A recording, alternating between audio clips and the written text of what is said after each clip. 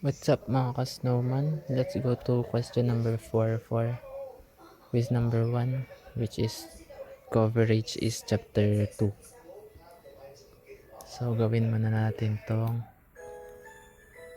112 and then ito is 7.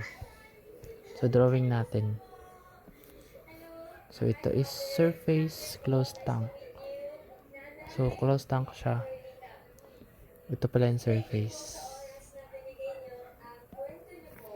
Then ang absolute pressure is 112 kPa abs, which is kung i-convert natin sa gauge, ima-minus natin yung atmospheric pressure.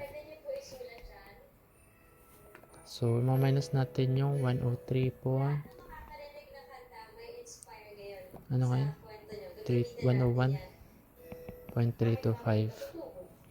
So ang matitira is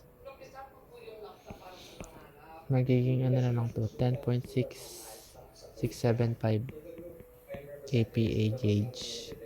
So kinonvert ko na agad sa gauge para hindi nakakalito. And then tanong is, what is the gauge?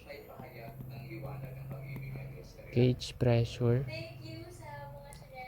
7 meter below the surface. So dito yan. Ano yung pressure dito?